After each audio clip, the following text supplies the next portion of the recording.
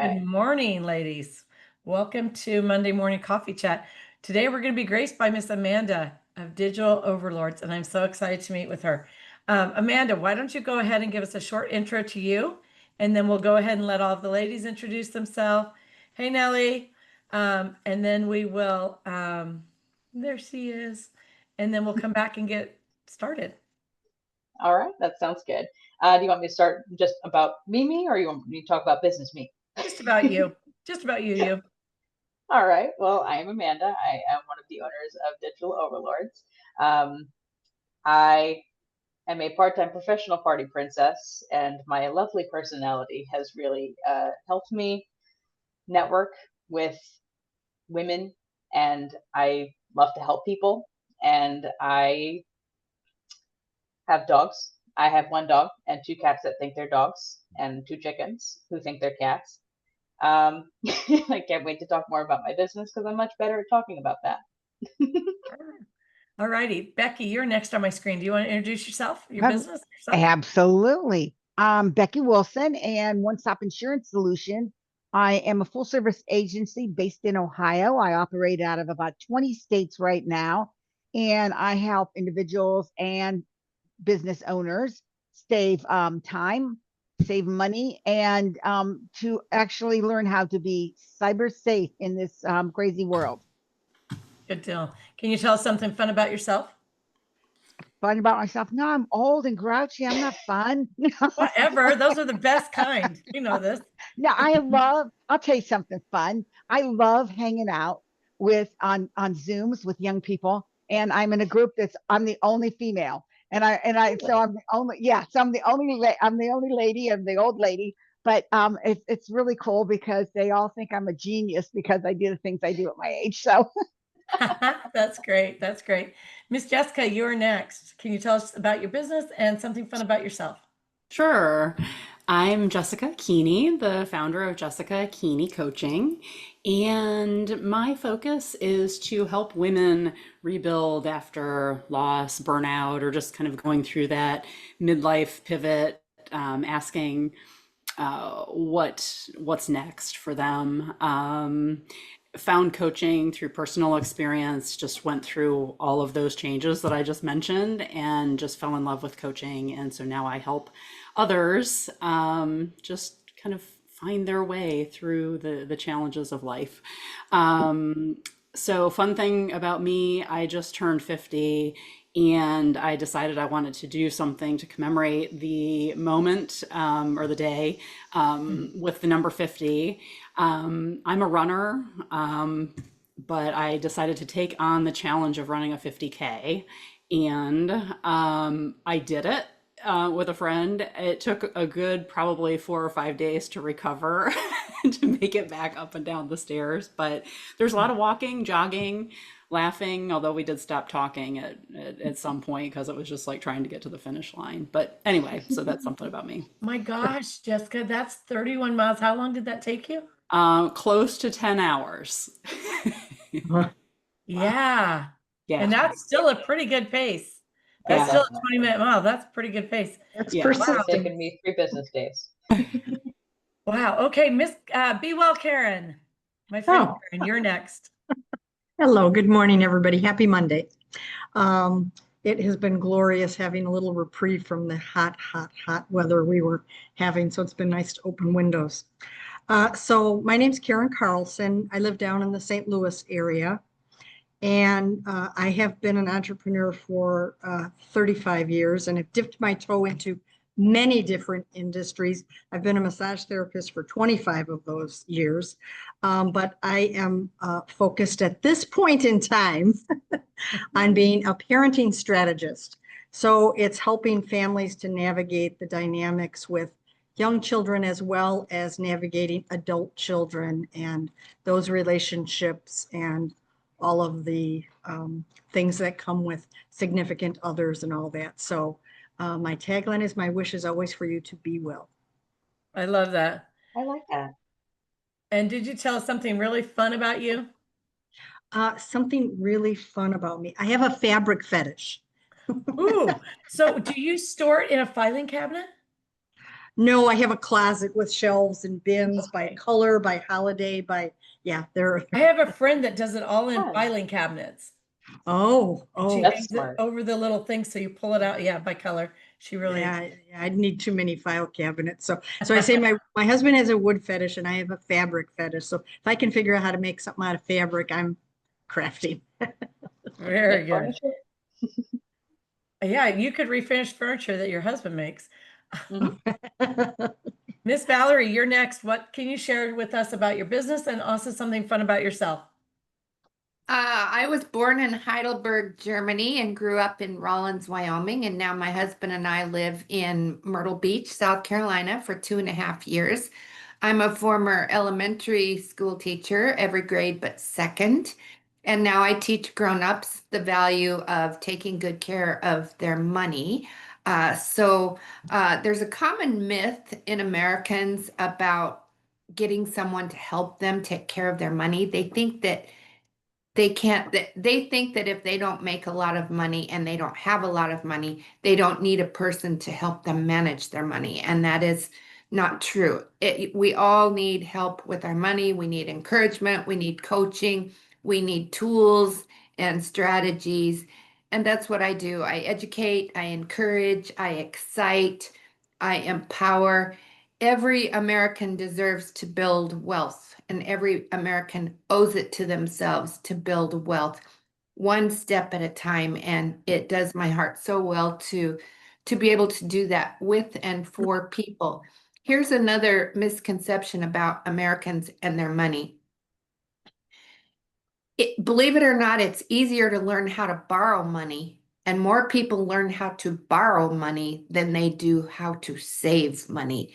And it should be the opposite. It should be that everybody should be knowing and learning and caring about taking care and growing their money every bit as importantly as borrowing money, because borrowing money is what gets us upside down and gets us in trouble. I agree. And I think part of that is because there are people in every situation waiting to loan you money.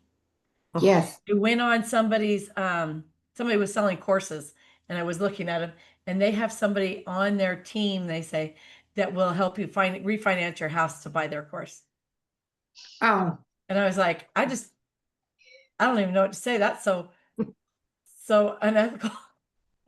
I was like, well, and I think another unethical thing too is that the credit card companies make getting a credit card way too available and way too easy. And that's turning people so broke and worse. They're upside it down. is. And how many 80%. times we get these messages that say, you have credit, share your card with someone. Oh, Mhm. yeah. I'm Uh-huh. like, that's what I need to do is give my card to my daughters, right? And I love when That's they a send you the great blank idea. checks. I love when they send you the blank checks and it's like, oh, they want to give us money, Bruce. Uh-huh. Yeah, right. Yeah. Yeah. Very good. 80% of Americans are dying in poverty.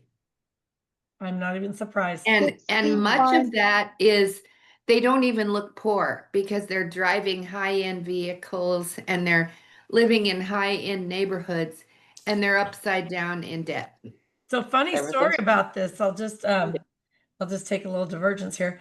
I was at the grocery store Publix. We lived in the South. I was raised in Florida with my mom, and the fellow in front of us was buying all this amazing food and junk food like we never got, like cereal in boxes. My mom made us eat cereal out of bags and she put it in a Tupperware container, right? We had powdered milk. I mean, and we were and I'll tell you this at the end, but anyways, I was just drooling. And we go out to the car and we get in our car. Our car was red, white, and blue because it had been hit numerous times and we replaced parts with whatever we could get at the junkyard, right? But this guy got in a really nice car. And my mom said, you seem like you like what they have. And I said, oh, Mom, wouldn't that be the life? She said, you know what? Let's follow him. So we followed them down into the hood. And my mom said, you want to live here? And I said, oh, no, no, no. So we went back uptown to our really nice house and we lived there. And I was ever, forever happy about that. But I understood later in life that my mom was never late. She was late on her phone bill one time. She prioritized money. They were never tight on money. They pretended they lived like they were poor so they could be rich. And it's a totally different concept, exact opposite of people living like they're rich, so they appear rich when they're actually poor. And so I learned a very valuable lesson. And yep, my husband drives a couple very, very old trucks. And they're not pretty to look at either, but that's okay. Miss Chanelli, you are next. Hi, ladies. Lovely to be back and lovely to see all of you. My name is Chanel, and I was born in Windhoek in Namibia, and I grew up in South Africa. Can you speak up? It's hard to hear you. Oh, wait a minute. Can you hear me now? I don't know if you're. Is it only me? I can hear. A little quiet. It's Okay, just so let quiet. It's me just else super go quiet. first. Let me just go get headphones. Okay, I'll go to Laura and come back to you. We'll circle back. Miss Laura, your turn. Hi, good morning. I laugh at being able to open up your windows and that type of stuff because again, I'm a block from the beach in San Diego, and I have my blanket on my lap, wool socks on, and will feed on. It's just, and I've never used my air conditioner or heater here. It's so temperate. Like I'm sure today's high is going to be 75 and the low will be like 65, and it just like never moves in between. Oh, I love that. Sounds nice. It's just incredible to have that, but I freeze a lot, which is never my favorite thing to do. I have a cultural immersion program where I take people to Nepal for a reset, a refresh, a expand your world type of situation. We spent the first 5 days in Kathmandu where we do everything from going to a Hindu burial site where they're literally cremating bodies in front of you next to the river to if you want to learn meditation from a Buddhist monk, you can do that. And we practice yoga every day with a yoga scientist from University of Kathmandu. And again, seeing all the different sites that you're supposed to see when you're in Kathmandu. We spend time volunteering at a school, volunteering at an orphanage. We have access to a hospital where you can go in if you just want to see how healthcare is run in a developing country. We fly then to a place called Chitwan National Park where you fly past the Annapurna mountain range where you're flying at 10,000 feet, and the mountains are just about the same height as you are, maybe a little higher at times, maybe a little lower. And you see the snow, just like blowing off of them like the entire flight. But then we land and it's subtropic. It's only 400 feet above sea level there. And so the temperature goes to about 85 degrees.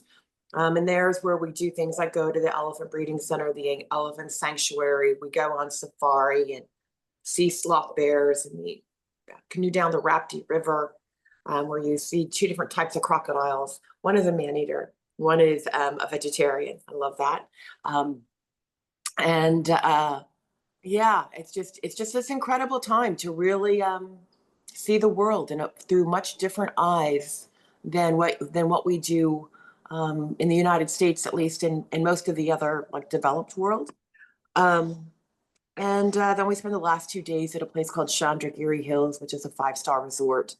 Where we do more meditation if someone likes, and just kind of sit back, reflect on what we've done. That's the adult portion, and then there's a portion where I take students in the summer for 2 to 3 weeks and allow them to come up with a program that they are going to work on year over year over year, and throughout the school year. It might be something like filming elders of a community and capturing stories that have never been caught about the history of the village, the history of what's going on, to creating lighting, solar powered lighting so that students can study when there's no electricity, to a mobile library, just many different things. These kids are all smarter than me. They're mostly boarding school students, and but it gives them a good chance to get away and do something, a passion project. Ideally, they've come up with their own 501c3, probably, and they're probably developing that in year 2. And then year 3, the summer that they go back, year 3, they should be building out to other villages. So that's what I do. And the name of your business is Cultura Cova. Thank you. Very good. Now, that all sounds really fun, and I love it all, Laura. But now I want to know something that is just personal to you, besides just your weather there. Tell me something fun about you outside your business and outside your weather. I don't know. Fun is such a funny word to use. Okay, something Fun is unique. just that I'm like really serendipitous. My friend, I was going to go to a yoga class yesterday morning, and she was like, "Do you want to go to lions, tigers, and bears?" And I'm like, "Sure." She's like, "Do you know what it is?" I'm like, "No, but yeah, I'm totally game."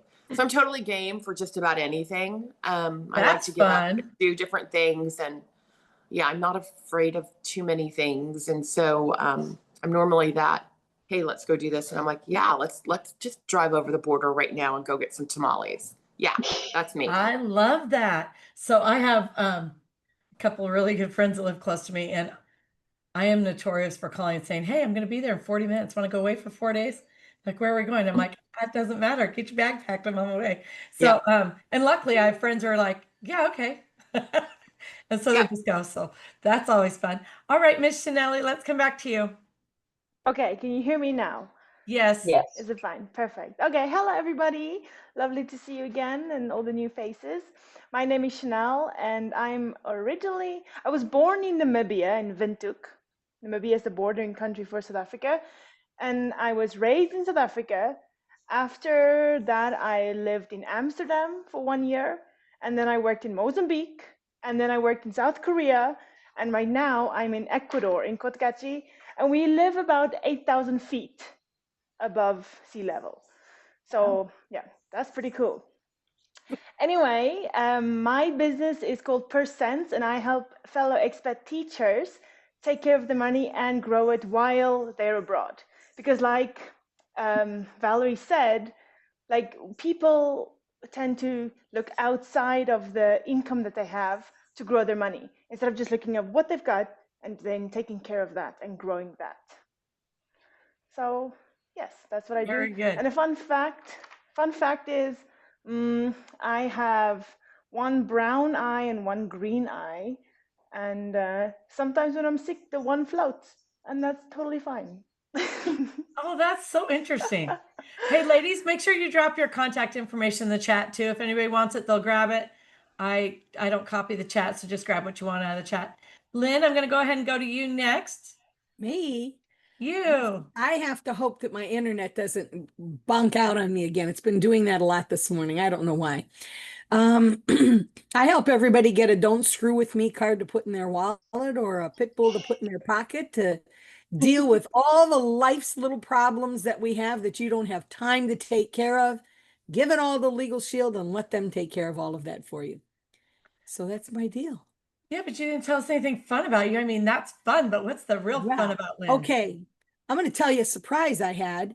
I found myself on the cover of Fabulous Over 50, and I wasn't even sure how that happened.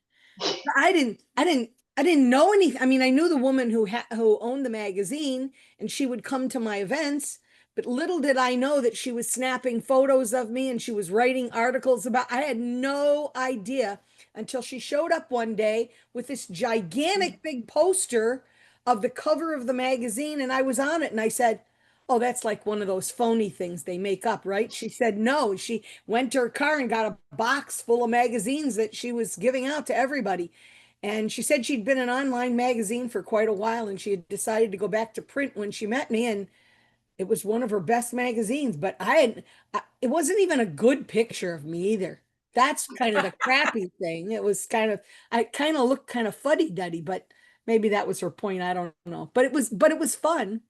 My husband That's good. likes I it. love that. And I think that beauty is in the eyes of the beholder. You know, and I try to with my co-hosts always make sure I get a picture that they like to put on there, but we're not always in agreement. Like sometimes I pick a different picture, you know, so it is interesting. But since you said you're on the cover of a magazine, I'm going to go ahead, skip Ken for now. I'll come back to her, but we're going to go to Sarah because I was on the cover of Sarah's magazine, but I had to I pay saw to be it. there, just so you That know. was beautiful, though. That was beautiful. Sarah, Hello, you're going to ladies. introduce yourself, your business, and something fun about you. Of course.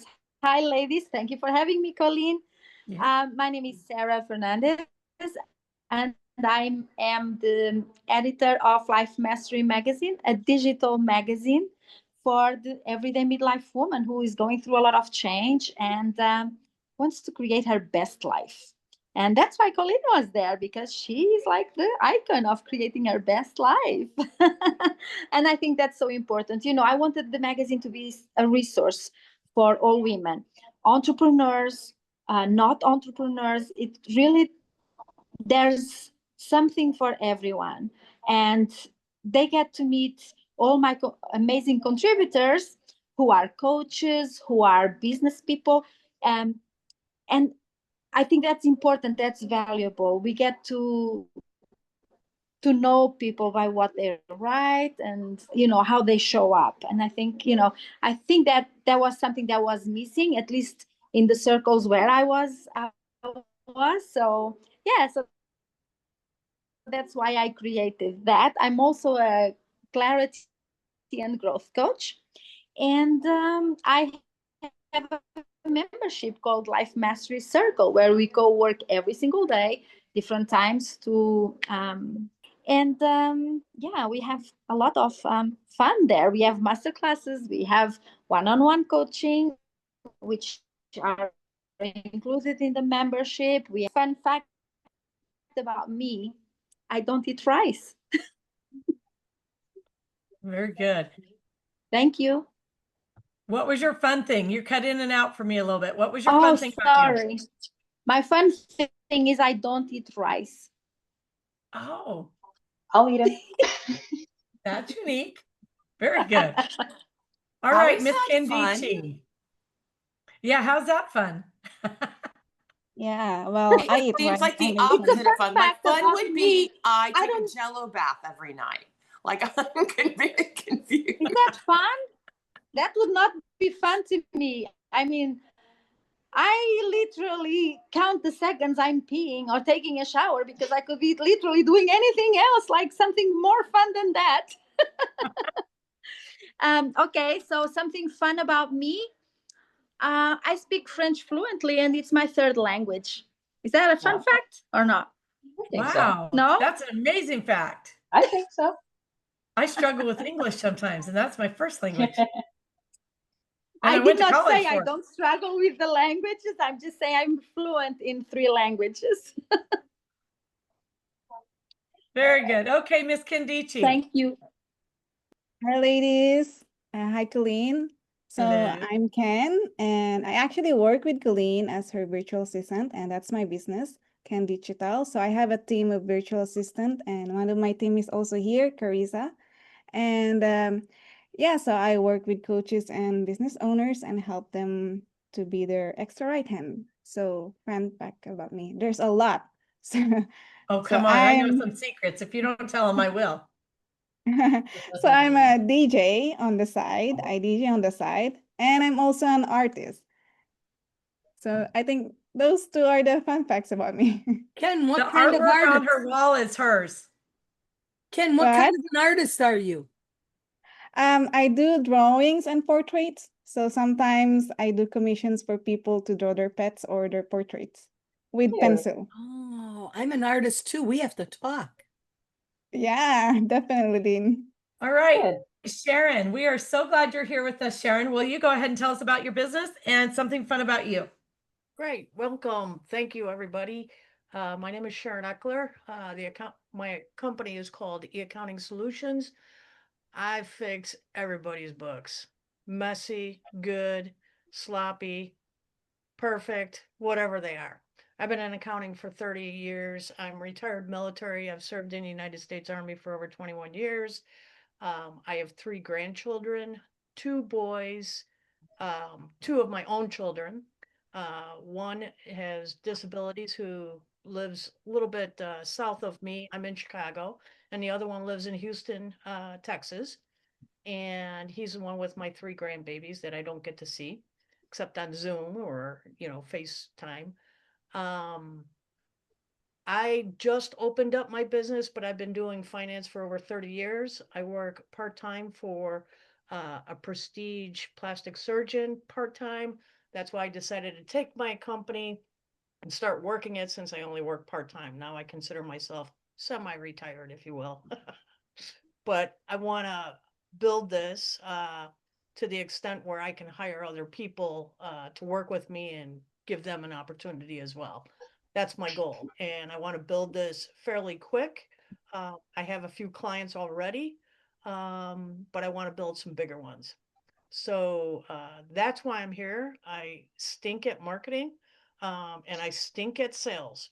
So my elevator pitch, I'd love to discuss this with you, Lynn, and or Colleen. Maybe it's an idea that when we do these breakout sessions that we have a 1 minute elevator pitch like they do on TV. You go up the elevator for 1 minute, you spit out that pitch and boom, let's see what happens, you know. And then have somebody who's, you know, the voter on it, you know, who's going to decide or not. But anyways, That's an idea. yeah. I'm part of a group that does that, actually. What are we voting? What would we be voting on? Whether The or not best they infomercial. have a pitch, or do they need help? Oh, I think we wouldn't vote. We would just help you. We would say, hey, listen, if you just said this, it would work better. So Sharon, I have a question for you about your business. You said you're retired Army. Did you do something with finance in the Army too? I did, yes. That is the first time I've ever heard that. Yeah, so how I did this, we have finance divisions in the military as well. But the reason I got into finance is because I'll tell you the story real quick. My boss got in a major accident, car accident, broke his neck, broke his back, broke every single bone in his body, and was laid up. I was just a specialist at the time, and I worked in the mess hall. So the commander came up to me and said, hey, there's only two of you military here, because we had all Germans, you know, contractors working for us because I was stationed out in Germany, and said, do you think you can run the mess hall? Now, we're feeding over 5,000 troops. And I said, absolutely, why not? So, which means I had to do all the financials, all the menus, all the ordering, all the payroll, everything. And I'm like, this is what I want to do. So I went to school while I was in the military, and you know, I didn't finish my bachelor's degree, but you know, I've had enough. I've got two kids, you know, trying to raise kids, be in the military and all that stuff. It just, and work full time, you know, it just didn't pan out. But I got over 30 years experience. That's crazy. So tell us something fun about you. So what's fun about me is I am a motorcycle enthusiast. I ride two wheels from country to country, or state to state. And I have a dog that I just rescued. I love dogs. You know, and I like to party. That's fun. Party and travel. I like that, Sharon. I'm a dirt head too, but I prefer four wheels. So that's a good time for me. It's not for everybody. Well, we take our ATVs and UTVs out a lot. We really just like that kind. But anyways, let's go back to Miss Amanda. I think I got everybody. Carissa, did you want to speak? Carissa? No, I just okay. I didn't think you did, but that's okay. That's okay. That's fine. I just wanted to make sure you didn't feel like you're getting skipped. Miss Amanda, will you please go ahead and start educating us all about marketing? I need to know because I just hired somebody to do my Facebook ads. So, well, I'm happy to tell you guys a little bit more. So, something that I actually noticed, I know that you guys were talking about elevator pitches and things like that, and that leads really well into what I planned on talking about today. And part of what we do at Digital Overlords, you know, we design websites and do Google ads and SEO and, you know, all that kind of fun stuff that no one usually understands how to do and usually is pressured into signing some kind of long-term contract with someone that also won't tell them what's going on. So Digital Overlords kind of takes a different approach. We take an educational approach. We get to know your business first. The first questions that I ask all of our clients is, what is your unique selling proposition? Out of all of the roofers, coaches, realtors, whatever it may be, out of everybody on the planet who's competing with you, why should people pick you? And a lot of times you'd be surprised. A lot of people don't actually know what to say. They don't understand what they could be saying about themselves, they don't realize it. It's not that your business isn't unique, it's that you just aren't aware of it. So a lot of my job at the beginning of working with all of my clients is pushing them to better understand their business and their unique selling proposition so that they can better represent themselves and so I can better represent them. So instead of just saying I'm a pest control company in Naples or somewhere, we can mention that they specialize in something or they have something special about them. So I wanted to give kind of a peek into my questionnaire that I asked. Normally it takes a full hour, but I figured I would abridge it a little bit, and this can be something that you guys can walk away with and think about, and that could possibly help you improve your elevator pitch, your infomercial, whatever you'd like to call it, because that's the thing that's going to grab people the most. Whenever you're running ads, whenever you're doing your infomercial, telling people why they should care about you in particular is going to be the key to getting people's attention. I love this. Thank you so much, Amanda. This is going to be good. And so Sharon, this will probably be very helpful to you too. Absolutely. As a matter of fact, I've been watching a lot of little bits and pieces of videos and came across, somebody saying that you tell them why they should hire you. Here's my pitch. You should hire me because I'm awesome. I have integrity. I have loyalty. I have hang on. Now I forgot what I was going to say because you threw me off guard here, but I have loyalty and I have professionalism and I have what was the other thing? I can't remember. But anyways, it all equals profits. And that's why you should hire me, because I can make you profitable. You might be under the radar, your cash flow might be stinky. I'm going to go in and I can just look at a number and say, let me drill in a little bit. And that's key right there.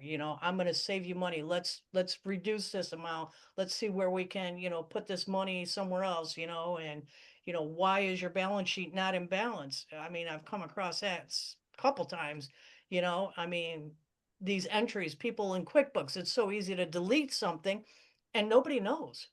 Nobody will know. Sharon. So what I want to know is I want to get, Amanda, are you in a position where you can also share that with us, like as a lead magnet or something, so we can work on it after the meeting too? Yeah, I can absolutely send that to everybody who's on this call today. I have a document that will allow them to kind of look at all the that's good to know. questions And then we are a little bit short on time now, but if everybody will fill that out afterwards, let me know what your thoughts on it. If you feel like your USP was on point or not, is what I want to know. I feel like this is going to be super helpful to me. So I'm going to throw it back at you, Amanda, and let you dive into it. All right. So the beginning of my spiel is always a metaphor, because that's just always how I've taught people things. I've been a teacher's assistant. I've hired, interviewed, trained people 3 times my age when I was 14 years old, working at a florist. I'm teaching people how to do a variety of things. And what I always end up gearing my teaching style to is metaphors. So just like choosing a favorite fruit, each business within an industry has its own unique characteristics that make it more or maybe even less appealing to each individual person out there. The purpose of the exercise that I do is to help you better identify and highlight the parts of your business that make you different from other companies, and help you identify the type of person that is going to find that especially valuable, so that you can really zone in and dial in on your messaging, so that you can feel like you're truly talking to people. And then your brand tone and your brand personality should align with what that target audience finds appealing. So my metaphor is, a banana can tell the world it's a fruit. I'm a fruit, I'm a fruit, I'm a fruit, I'm a fruit. But so can an apple and an orange and a dragon fruit or something.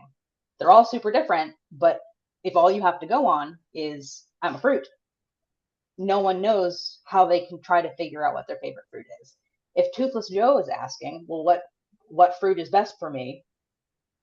Everyone saying I'm a fruit is not going to help. The banana saying I'm soft, I'm easy to digest, I can help with this, I have these nutrients. Those are all things that are specific and measurable that the banana can say about itself that will find a lot of appeal to Toothless Joe, because he's not going to eat an apple. So that's my little metaphor. Hopefully it made sense. Yeah, I like that. Good.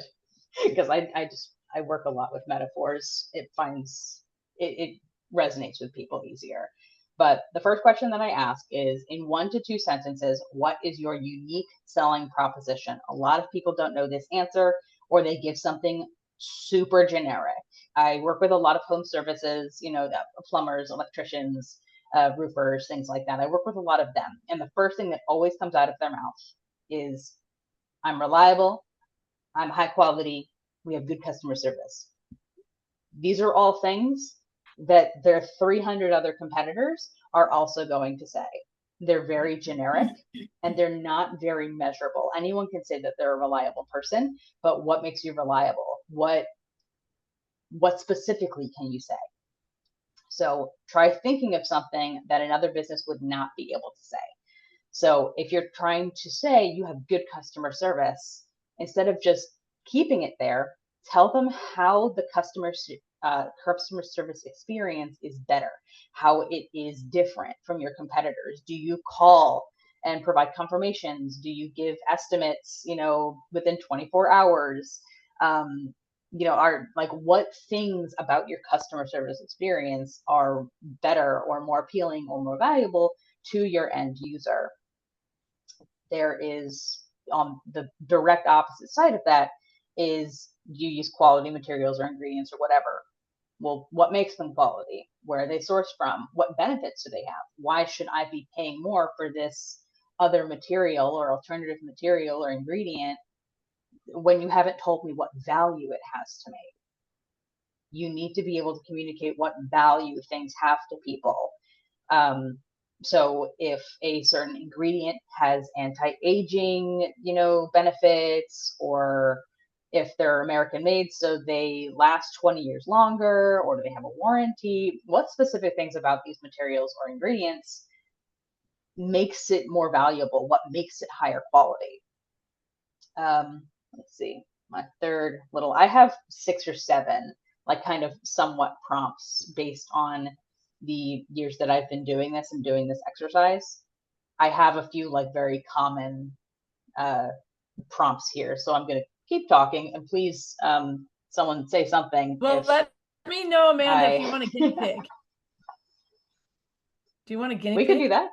I'll be your guiney pig. Sure. You want to start back at number 1 and I'll just answer your question too. Now, this is not scripted, ladies. If you know me, you know that. But if you're new here, this is totally not scripted. We'll see how this flies. She may tell me I have a horrible USP or something. I don't know.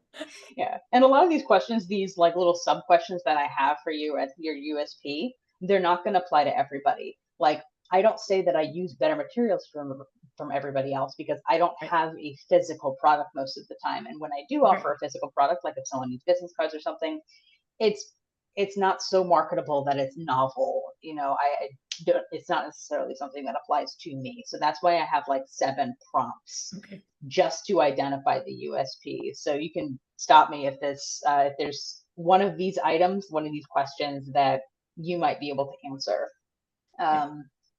There is one that says, if you invented something. I work with somebody who invented a pill organizer.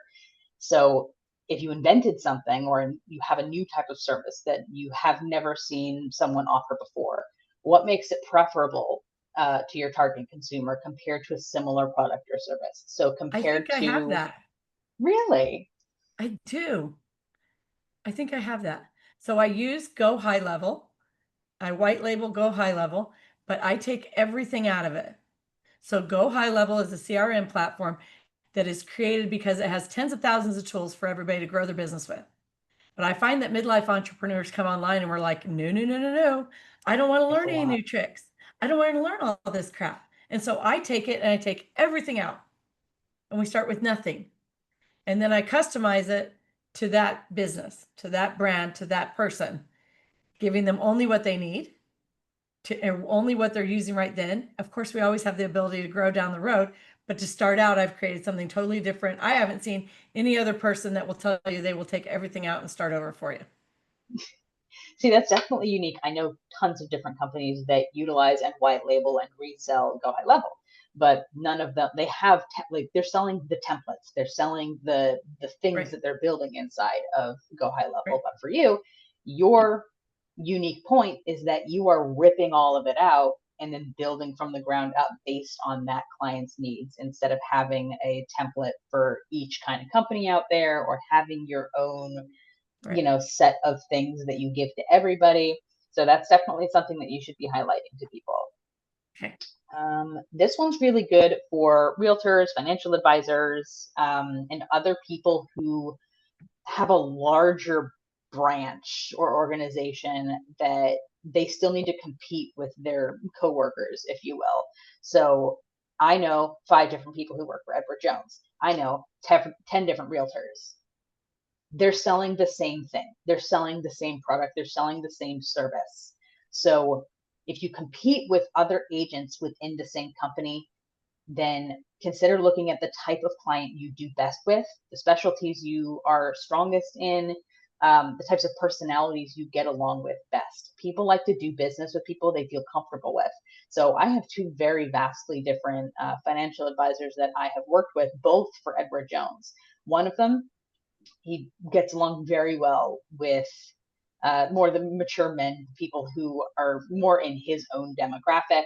And his whole offering is the fact that he is very strong in doing financial audits of, let's look at all of your assets, let's look at everything that you have, compile it into one place, figure out what the best way forward for you is going to be. Whereas the other person with Edward Jones, she gets along again with people more in her demographic, but she is the 401k master. She is the one helping you with your retirement. She is the one that is going to help you have a successful and fruitful retirement. So they have 2 very different strengths. And they do utilize the unique benefits of Edward Jones compared to other financial advisors, but they have, or advising companies, shall I say, but they each have their own unique aspects about them that make them more or less appealing depending on the person who needs their services. So that's something that I usually recommend to people who work under a larger umbrella, because in the end, when you're a realtor, you're selling the same listings as everybody else. Everyone's got the same MLS. You can't change the homes. You can't change the prices. So there's really not as much autonomy that you can have compared to someone else who's selling the literal exact same property. So you need to be able to adjust how you approach and who you approach to make yourself stand out compared to others. Okay, so you're saying, and this would work in some of you ladies' niches that I see, your areas of extra, actually almost all of you. So they are narrowing it down by their demographics or their audience, but also taking one aspect of what they do and highlighting that. They don't need to not do the other things, but they need to highlight the one that they love, that they specialize in, that they're extremely good at, something like that, correct? Yeah. Specialize in a service or specialize in a different specific type of person. It's not that you're specializing outwardly where you have to say, I do primarily this, but this is definitely someone that you are going to be more likely to speak to, more likely to be in contact with, and someone that you are going to appeal more to. Like, grown men do not seem to appeal, like, they don't take me seriously. That's why I have my business partner. He's a 63-year-old man who's afraid of me. He's ex-military, but he's afraid of me because he sees how I can be. But a lot of these grown older men, once they realize who they're talking to on the other side of that email, they seem a little unsure because of my age and the fact that I'm a lady and I have bright colored hair and I just look like this doe-eyed little thing. But we're 2 very different people, me and my business partner. So we provide a very different energy for the people that we work with. Whereas with women, I work a lot with women because they feel comfortable talking with me, because I'm really relatable to them, because I make them feel comfortable, and I don't assume that they don't know anything or anything, because there's a ton of dudes in marketing. They love to try to over explain what they don't need to, and under-explain what's probably really important.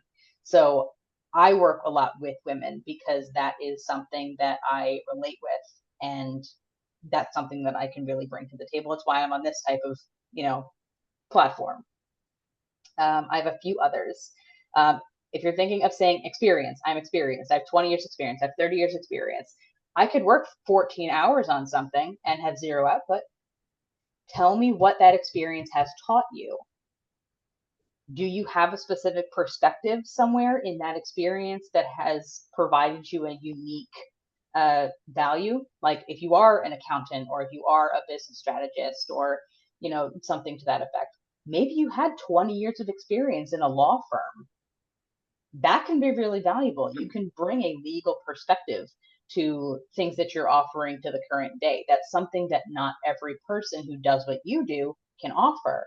So think about what your experience is in and what value that actually brings to the end user. It's all about talking about how you are bringing value. You can say as much as you want, but if you are not identifying and communicating how that's adding value to the person that you're speaking to, the point's moot. That's interesting. And Can I throw? Go ahead. Absolutely. So I'm creating a post, and I'm not finished with it yet, but it all relates to 280G, which is the Augusta rule. Everybody and their brother and their accountants out on Facebook and all these different platforms are talking about the 280, rule, the Augusta rule. And if you guys don't know what it is, it's a tax savings, plan on how, to take your personal home or vacation home and, make a tax advantage. But what I see is these people are not giving them the actual IRS publication, nor are they giving them any corporate meeting, templates, which I've created here, and I have all these. They're only talking about what they know and what they believe it is, instead of giving them the true subjective. Yes. So gotcha. Yeah, that's how I feel. So that's something you can put in your post. Writing. Absolutely. Yeah. Say, don't just take my word for it. Here's the actual documentation. That's something that could definitely be a little bit more effective for people who are looking for that type of information. I have two more, and then we'll go into target audience, which I can wrap up rather quickly. Do you have an offer that's difficult for competitors to copy? If you're a price leader, this can be a way to maximize interest and volume. So I have quite a few like home services and things like that. They do price match, and they have some qualifications for price matching. But if there is something that you offer that is difficult for other competitors to be able to copy, maybe you make a deal with, the people who make ACs or something like that. That could be something. You don't have to bid your way to the bottom, but that is a tactic that allows you to kind of do more numbers than anything. But your logistics, your infrastructure is a better word for it, needs to be able to support volume if you're planning on, being a better price than everybody. Not everybody can do it. It's not always recommended, but it is a tactic where you can just say we beat every price, or we have this guarantee. And then the last item is maybe you offer products or services better suited for a specific customer niche. So maybe I'll go back to realtors. Maybe you're a realtor and you offer evening appointments. That's valuable for people who work business hours and they can't take off work, or just people who need a little bit more flexibility. Maybe they homeschool and they just have things going on through the day where they can't go and meet with a realtor during regular business hours. And all of these examples are people that I have spoken to. I have had people that I've talked to that she is a realtor, and while she's part-time, her selling proposition is the fact that she is available from the hours of like 6 o'clock to midnight, which is something that's incredibly unique and something that you're not going to be able to find with every realtor, because a lot of them do like to sleep at night and then have their business hours during the day. So those are some possible areas that you can expand upon a little bit more. You're not going to have every single one of those. You're not going to need to answer all those questions. Those are just some starting points that are going to jog your thinking cap to figure out, what exactly do I offer? Why did I go into the business that I went into? why aren't I just working for another company that can guarantee me a salary and I'm doing the same thing? Why don't I work for an accounting firm? You started your business for a reason, and it's usually because you found some kind of gap in the market. You found some kind of opportunity. You found some kind of problem with it. It's why I started my own agency, actually. I worked for an agency for 5 years, and there were things that I wanted to change. And because I didn't care for how things were done and I didn't have the power to change it, I started my own company. And the reasons I left are the reasons that make my business unique. So think about those things when you're answering what your USP is. Those are just prompts for how you can provide answers. The second part of this is figuring out who's going to find this piece of information the most valuable, your target audience. Now, a lot of people get concerned when I ask who their target audience is, and I tell them, when they say, oh, everyone who needs a roof, everyone who needs a house, everyone who needs plumbing, whatever, like the word everyone should not be in your target audience. And when I tell them that that's probably not the most targeted audience that they can have, they get concerned or scared that I'm telling them they're not allowed to do business with any other person except for people who are within this smaller group of people. Think about your target audience as a target, a dartboard. And a dartboard full of people who could possibly ever need your services. The target audience is the type of person who is the bullseye in the center. This is the type of person who would value your unique traits especially high, enough to the point where they will choose you over someone who may be offering a similar product or service. It doesn't mean that you can't do business with people who fall outside this description. It just means that this is going to be the type of person that is going to find your business, your company specifically more valuable. And that's the type of person who you are going to get 90% sold just by telling them what makes you different.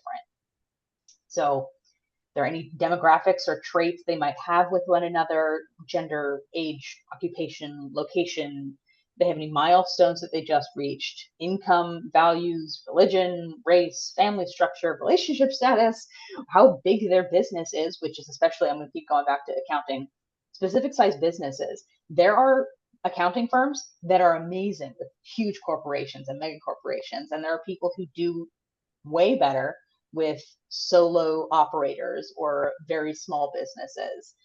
Even insurance works the same way. I have an insurance company that does health benefits for 10 or less employees. They don't need the gigantic accounts, and they're probably not optimized for those gigantic accounts, but they do great numbers because they have a large amount of smaller businesses, industry, hobbies, habits, medical conditions, whatever they might have in common. That's going to help you with like Facebook ads and things like that too. If you can figure out what a lot of them seem to have in common with one another, like, okay, we're balloon twisters. Balloon twisters, probably their target audience is not the kids. They can't market to the kids. They're going to market to parents. Who are the people who are making that decision of who's going to bring them to your birthday party? It's going to be the parents. So their target audience is probably going to be parents of kids with ages this age to this age. So that's a little bit more targeted compared to, oh, everyone who ever is going to have a party ever. It's super broad. It's also going to help you with networking, because when you stand up and you give your little infomercial of what's your ideal referral, you can help them thread the needle a little bit to be a little bit more specific. It helps jog their memory better than everyone who needs XYZ. You can say, if you know a business who's currently, at the cusp of needing to hire new people, I am the firm for you. Or are you just coming out of a relationship and you are trying to figure out your direction in life? These are things that help jog people's memory when it comes to figuring out who they should be referring to you and who would find your services most appealing. And Laura, I see if you they have have a any question. Laura? specific situation. Laura, go ahead. Yeah, thanks, Colleen. Thanks, Amanda. One of the things that I think I'm struggling with most is just getting in front of the right audience. I think that I know exactly who the right audience is, if I may say so.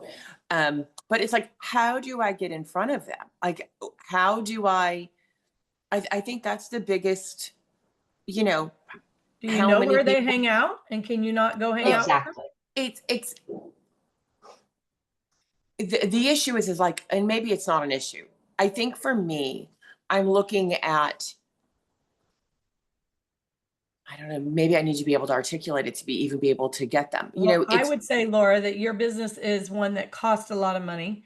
And so you need to be hanging out where people spend money, but have the cultural interest that you provide. Yeah. I don't know where that would be, but. Right. Well, that's the point, right? I don't know where that could be. And so Colleen, Laura needs to be introduced to Jaya Kasturi.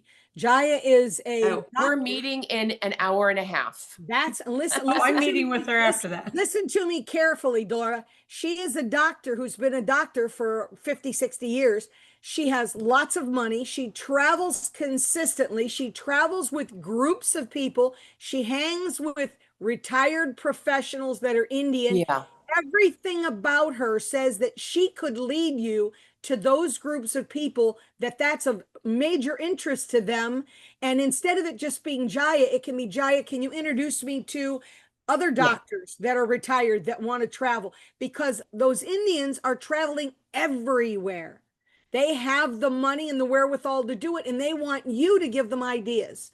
Yeah. So she's also very physically active. Yes.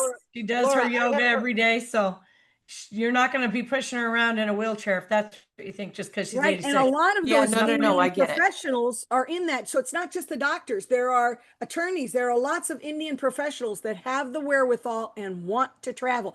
That's exactly where you need to be. But ask her to make. I have another connection for you too while we're on this. Her name's Catherine Stuckert. So reach out to me about her. Okay. She's a Stuck Art is how it's spelled. She's a copywriter for attorneys. So. Oh, yeah. Sorry to interrupt, but I have Dr. Jaya Kasturi's phone number. She's actually 15 minutes away from me, and we're supposed to meet up for lunch one day.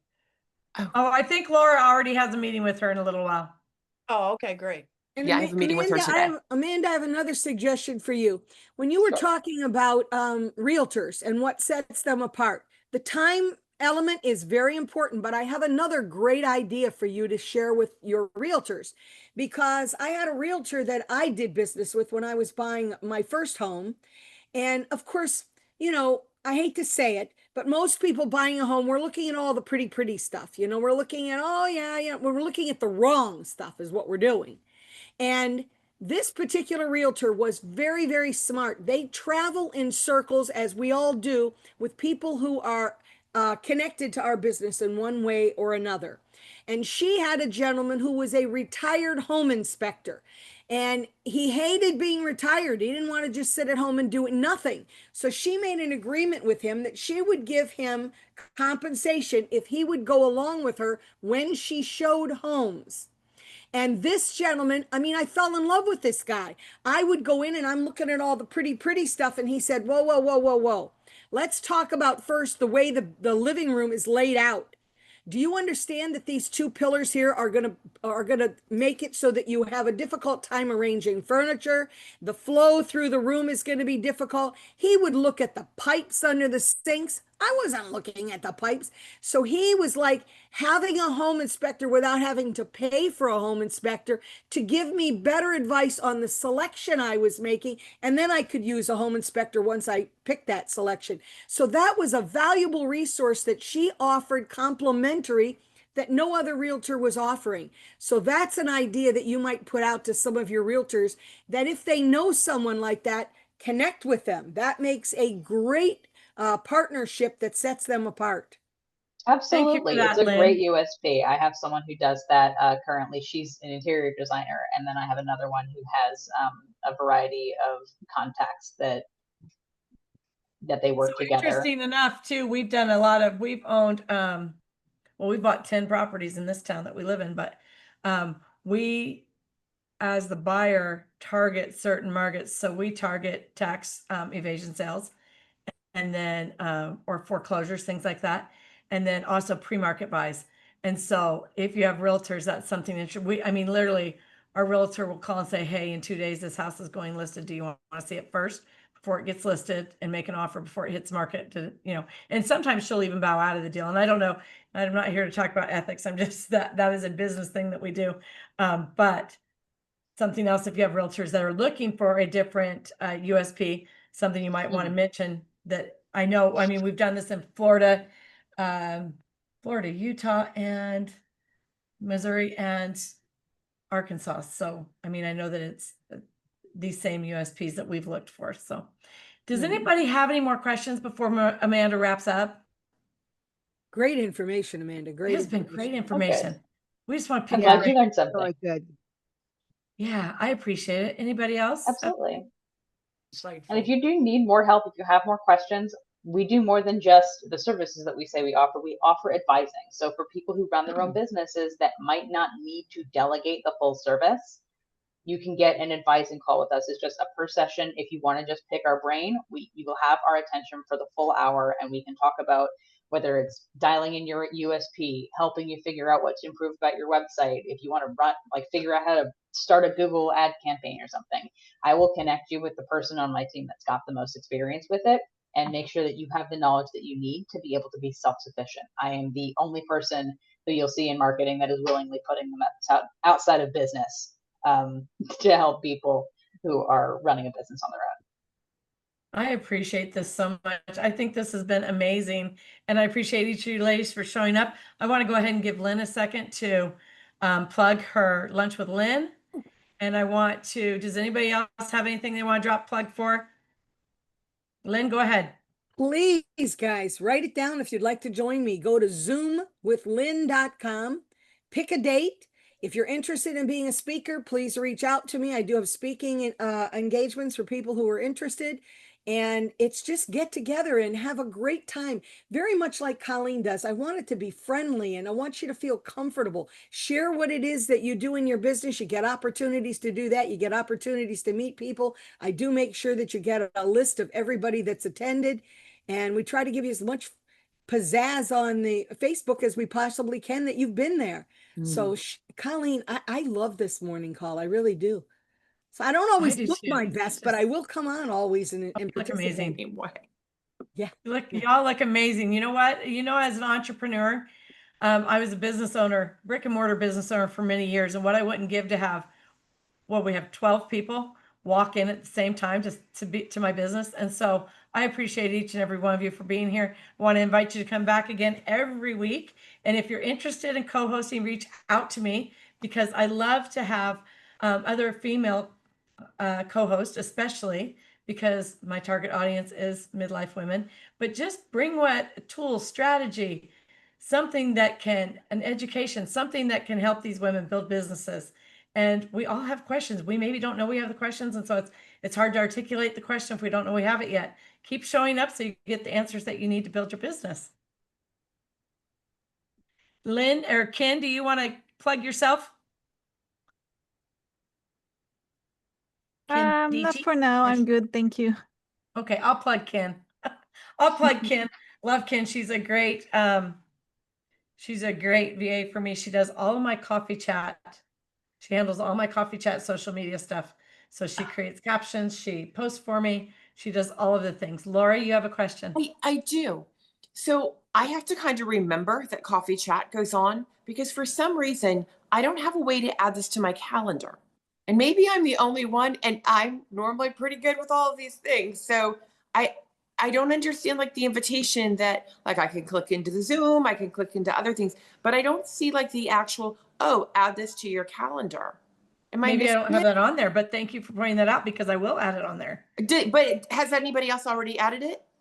Yeah, no, I had to self-add it. So I just made I created it, and then I made it, and I added the Zoom, I copied the Zoom link and put it in. I think that in my calendar, like if Laura, if you signed up to be a co-host, you get to pick a date.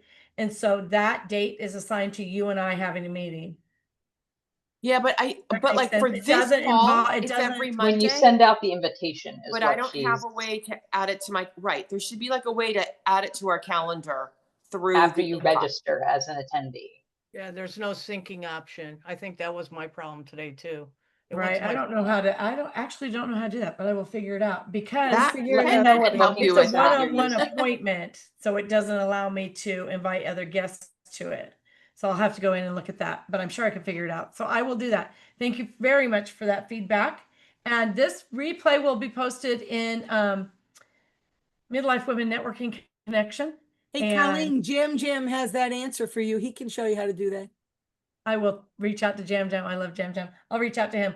The replay will be posted in Midlife Women Networking Connection along with the lead magnet that Amanda is sharing. And then Amanda, as our co-host today, you will also get the gift of getting short clips back, which Ken also does. So you can use them to promote your business. And once again, thanks, ladies. I appreciate all of you being here. Hey, how can we get the Absolutely. link? It was great to be. Thank you.